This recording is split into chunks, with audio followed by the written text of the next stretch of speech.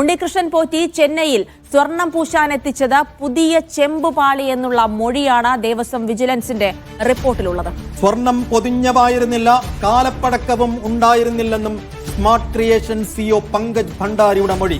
ഇതോടെ ചെന്നൈയിൽ എത്തും മുൻപ് ദ്വാരപാലക ശില്പപാളികൾ വിറ്റിരിക്കാമെന്നാണ് ദേവസ്വം വിജിലൻസിന്റെ വിലയിരുത്തൽ. അന്തിമ റിപ്പോർട്ട് ഇന്ന് ഹൈക്കോടതിയിൽ സമർപ്പിക്കും. ആർബി സനൂപ് വിവരങ്ങൾ നൽകും. സനൂപ്, വളരെ നിർണായകമായ അതിലധികം ഞെട്ടിപ്പിക്കുന്ന വിവരങ്ങളാണ് ദേവസ്വം വിജിലൻസിന്റെ റിപ്പോർട്ടിലുള്ളത്. അതായത് ആ സ്വർണ്ണപ്പാളി, ശബരിമലയിലെ സ്വർണ്ണപ്പാളി മുഴുവനായി തന്നെ അവിടെ നിന്ന് നീക്കിയെന്ന് മനസ്സിലാക്കുന്നു. അതല്ല സ്വർണം പൂശാനായി ചെന്നൈയിൽ എത്തിച്ചിരിക്കുന്നത്, ഒരു പുതിയ പാളി ഉണ്ടാക്കി. അങ്ങനെയാണെങ്കിൽ ഈ തട്ടിപ്പിന്റെ വലിയ ആഴങ്ങളിലേക്ക് ഉണ്ണികൃഷ്ണൻ പോറ്റി അടക്കമുള്ളവരിലേക്ക് കൂടുതൽ ശക്തമായ തെളിവുകൾ കൂടിയാണ് ഈ റിപ്പോർട്ട് വിരൽ ചൂണ്ടുന്നത്. എന്താണ് ഈ റിപ്പോർട്ടിന്റെ ഉള്ളടക്കത്തിൽ നിന്ന് മനസ്സിലാക്കുന്നത്? എത്രത്തോളം വ്യാപ്തിയുള്ള സ്വർണ്ണക്കൊള്ളയാണ് ശബരിമലയിൽ നടന്നിരിക്കുന്നത്? സൈഫുദ്ദീൻ, വലിയ തട്ടിപ്പ് തന്നെയാണ് ശബരിമല കേന്ദ്രീകരിച്ച് നടന്നു എന്നുള്ള കാര്യത്തിൽ സംശയിക്കേണ്ടിയിരിക്കുന്നു. കാരണം അത്രയും വലിയ നിർണായകമായിട്ടുള്ള ഒരു മൊഴിയാണ് ഇപ്പോ ദേവസ്വം വിജിലൻസിന് മുമ്പാകെ ലഭ്യമായിട്ടുള്ളത്. ഈ 2019 അതുപോലെ തന്നെ 2025 ഒക്കെ ഈ ശബരിമലയിലെ ദ്വാരപാലക ശില്പപാളികളെല്ലാം തന്നെ സ്വർണം പൂശുന്നതിന് വേണ്ടി കൊണ്ടുപോയത് ചെന്നൈയിൽ പ്രവർത്തിക്കുന്ന സ്മാർട്ട് ക്രിയേഷൻസ് എന്ന കമ്പനിയിലേക്കാണ്. ഈ ഓഗസ്റ്റ് 2019 ഓഗസ്റ്റ് 29 ഈ ആദ്യമായിട്ട് ഈ സ്വർണ്ണപ്പാളികൾ അല്ലെങ്കിൽ ഈ സ്വർണം പൊതിഞ്ഞ് ഇവിടുന്ന് കൊടുത്തുവിട്ട പാളികൾ കൊണ്ടുപോകുന്നത്.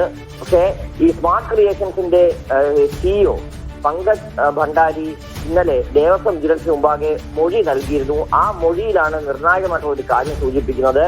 അവരുടെ മുമ്പാകെ ഈ സ്വർണം പൂശാനെത്തിച്ചത് പുതിയ ചെമ്പുപാളിയാണ്. അതിന് കാലപ്പഴക്കം ഒന്നും തന്നെ ഇല്ലായിരുന്നു. അതുമാത്രമല്ല, നേരത്തെ തന്നെ ഈ സ്മാർട്ട് ക്രിയേഷൻസിന്റെ അഭിഭാഷകനും മാധ്യമങ്ങൾക്കടക്കം പറഞ്ഞിരുന്നു, അതിൽ ഹൈക്കോടതിയിലൊക്കെ പറഞ്ഞിരുന്നു കൊണ്ടുവന്നത് ചെമ്പുപാളിയാണെന്ന്. പക്ഷേ ഇപ്പോ നിർണായകമായിട്ടുള്ള മൊഴിയിൽ പറയുന്നത് അത് പുതിയ ചെമ്പുപാളിയാണ്, വലിയ കാലപ്പഴക്കമൊന്നുമില്ല. അതായത് ഈ പറയുന്ന പോലെ ഇവിടുന്ന് കൊടുത്തുവിടുന്നു, 40 ദിവസത്തോളം കയ്യിൽ വെച്ച ശേഷമാണ് ഉണ്ണികൃഷ്ണൻ പോറ്റി അത് ചെന്നൈയിലേക്ക് കൊണ്ടുപോകുന്നത്.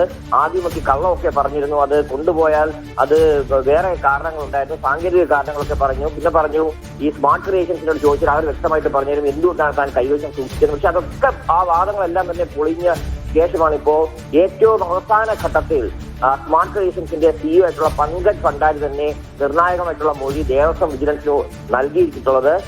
അതിന്റെ അർത്ഥം, അതായത് ദേവസ്വം വിജിലൻസ് തന്നെ സംശയിക്കുന്നത് ഇവിടെ നിന്ന് കൊടുത്തുവിട്ട സ്വർണം പൊതിഞ്ഞ പഴയ ചെമ്പുപാളികൾ, അതായത് സ്വർണം പൊതിഞ്ഞ സ്വർണ്ണപ്പാളികൾ അത് ആർക്കോ മറച്ചു വിറ്റതാകാം, ഇതിന് പിന്നിൽ ഗൂഢാലോചന ഉണ്ടാകാം എന്നുള്ള ഒരു കണ്ടെത്തലാണ് ദേവസ്വം വിജിലൻസിന് മുമ്പാകെയുള്ളത്. അവർ ഇന്ന് ഈ റിപ്പോർട്ട്, അന്തിമ റിപ്പോർട്ട്, അത് റിപ്പോർട്ടിന്റെ ഉള്ളടക്കം അങ്ങേയറ്റം ഗൗരവത്തിലുള്ളതാണ്. എന്ന് വെച്ചാൽ ഇവിടെ നിന്ന് കൊണ്ടുപോകുന്നത് യഥാർത്ഥ ചെമ്പുപാളിയായിരുന്നു. അതായത് സ്വർണം പൊതിഞ്ഞ സ്വർണം പൊതിഞ്ഞ യഥാർത്ഥ സ്വർണ്ണപ്പാളിയാണ് കൊണ്ടുപോയത്. പക്ഷേ ചെന്നൈയിൽ സ്മാർട്ട് ക്രിയേഷൻസിലെത്തിയത് കാലപ്പഴക്കമില്ലാത്ത പുതിയ ചെമ്പുപാളിയാണ്.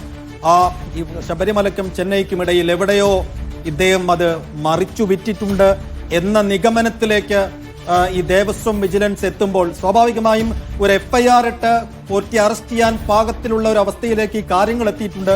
പക്ഷേ അത് ദേവസ്വം വിജിലൻസ് നടത്തുമോ അതോ പുതിയ അന്വേഷണ സംഘം വന്ന് ഇത് ഏറ്റെടുത്തതിന് ശേഷമായിരിക്കും അത്തരത്തിൽ നടപടികളിലേക്ക് കടക്കുക എന്നാണ് എന്നെ അറിയേണ്ടത്.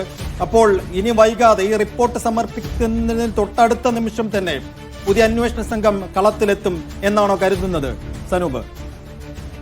സൈഫുദ്ദീൻ, നമുക്ക് നേരത്തെ അറിയാം ദേവസ്വം വിജിലൻസിന് പരിമിതമായിട്ടുള്ള അധികാരങ്ങൾ മാത്രമേ ഉള്ളൂ. അവർക്ക് FIR ഇടാനോ അല്ലെങ്കിൽ പ്രതി അറസ്റ്റ് ചെയ്യാനുള്ള അധികാരം ഒന്നും തന്നെ ഇല്ല. ചെറിയൊരു വിഭാഗം മാത്രമാണ്. അതുകൊണ്ടാണ് ഈ കഴിഞ്ഞ പ്രാവശ്യം ഈ പ്രാഥമിക അന്വേഷണ റിപ്പോർട്ട് ഹൈക്കോടതിയിൽ സമർപ്പിക്കുമ്പോൾ ദേവസ്വം വിജിലൻസ് തന്നെ ഈ സമഗ്രമായിട്ടുള്ള ഒരു അന്വേഷണം വേണമെന്ന് ആവശ്യപ്പെട്ടത്. അതിന് പ്രകാരമാണ് സ്പെഷ്യൽ ഇൻവെസ്റ്റിഗേഷൻ ടീമിനെ ഹൈക്കോടതി നിയോഗിക്കുകയും ചെയ്തത്.